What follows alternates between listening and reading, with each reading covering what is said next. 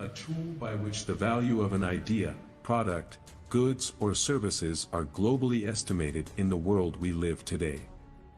Money has become a mainstay feature through which global affairs are largely determined. Essentially because it provides a system of value that influences the world's methods of evaluation. The history of money, however, spans the different eras in the development of commerce and industry, perfectly aligning with the growth of humans' business acumen. State Department, for the signing of the Bretton Woods Monetary. Now, money didn't require any technological revolutions. Believing in money was just a mental shift, a new twist in reality that allows people to share in this story, this idea. The idea of a way to systematically value one thing in exchange for something else. Be that as it may, the instrumentality of money in global economics has become a phenomenon that influences the state of global affairs. Owing to the fact that the world's system of money as explicated historically stems from a salient concept of evaluating the worth of an entity solely based on the amount of money associated with it. This has invariably polarized the world into two strata of the poor and the rich. So, like coins, the idea of money has stratified the world into two sides. However, the rich and the poor can only be truly delineated by the condition of their hearts and circumstances of their lives. People are the same, irrespective of their condition. That is to say, the poor and the rich are exactly the same.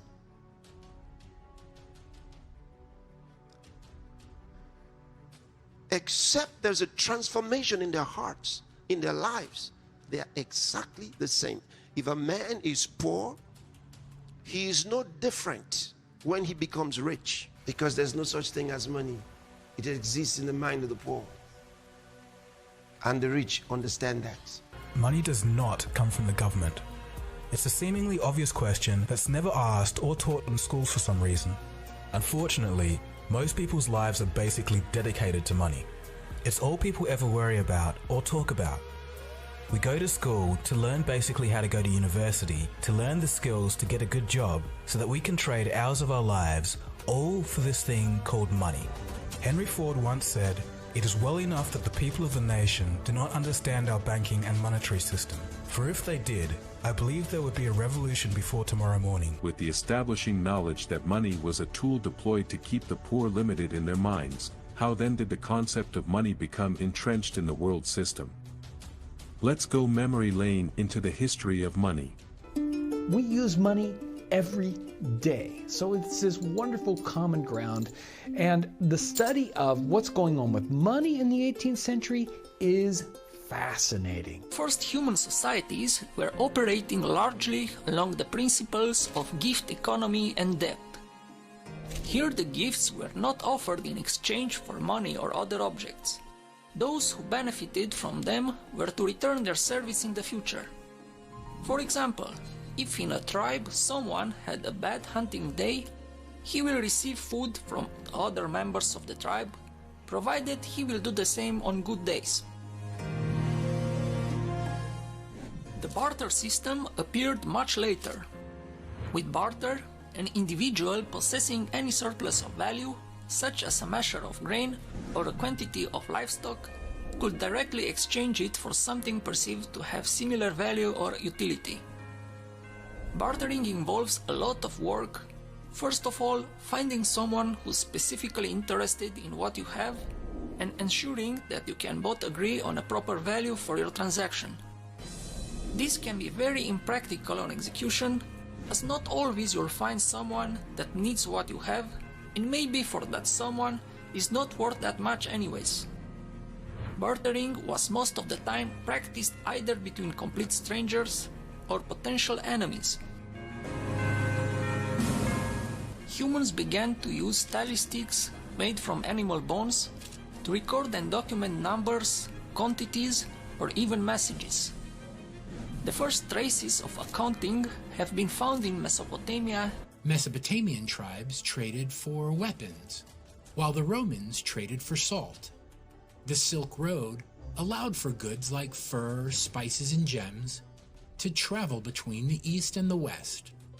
These exchanges were happening all over the world. Objects that were small and hard to break, like cowrie shells or gold nuggets, helped to make transactions easier, so they started being used as currency.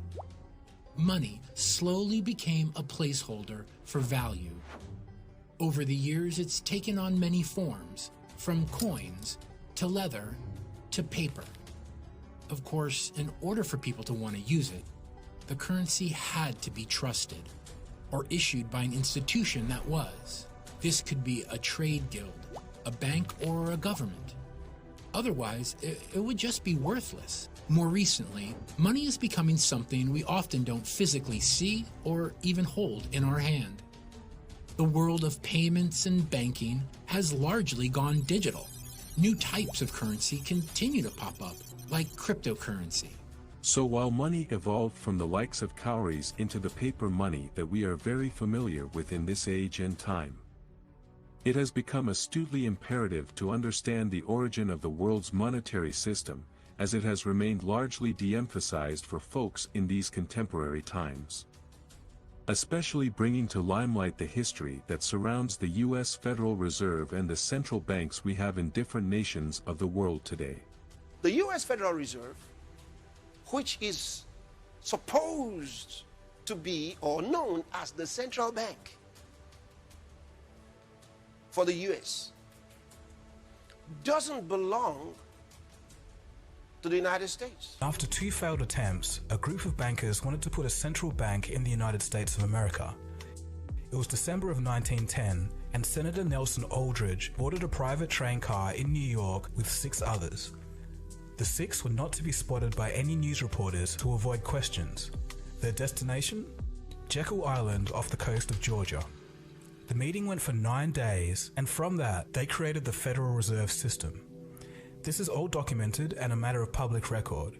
Some of them went on to write about the meetings in their personal biographies. Here's a quote from Frank Vanderlip, president of the National City Bank of New York, February 9th, 1935, in the Saturday Evening Post. I was as secretive, indeed as furtive as any conspirator. Discovery, we knew, simply must not happen, or else all our time and effort would be wasted. If it were to be exposed that our particular group had got together and written a banking bill, that bill would have no chance whatever of passage by Congress. The 6 men that Nelson Aldrich brought together included the head of banks, branches of government such as the Treasury, and some of the richest people on earth at the time. The bankers told the American public that the purpose of the system was to stabilize the economy and to stop the grip of the Wall Street banks over America. The problem was, the guys that wrote the bill were the very same people they said they'd stop. If they succeeded, it will give a small group of men the ability to create money from nothing and loan it to the American government with interest. So why was it done in secret? Because the American people didn't want a central bank. Back then, unlike today, people knew what central banks were and understood them very well. Everywhere a central bank went, there'll be wealth inequality, wild swings between economic booms and busts, and after each bust, those at the top of society mysteriously came out richer while everyone else got poorer. This invariably set the foundation of the world's monetary system on the paths of deceit, bringing to the fore the instrumentality of broad-scale deception that has become predominant in the world's systems. The Federal Reserve was originally drafted as the Aldrich Bill, but when it came into Congress, they recognized Senator Aldrich's name and smelt a rat. The bankers needed better cover. They decided to send 2 millionaire friends to carry the bill to quell the suspicions of Congress and renamed it the Federal Reserve Act. Next, in a textbook lesson of deceit, the bankers set out to fool the American people through disinformation. In the newspapers of the day, the bankers screamed and protested against the new Federal Reserve Bill. It would ruin the banks, they exclaimed. The average person read the protesting articles of the bankers and thought to themselves, if the bankers hate it, it must be good. And then they ended up unknowingly supporting a Trojan horse. That's what you have with these media houses that you're listening to. They come out with newspapers, they know they're lying. They don't believe what they're saying, they know they're lying. But you see, it's all about survival of the weak. They want to live They need money. This insatiable urge for money is, however, not exclusive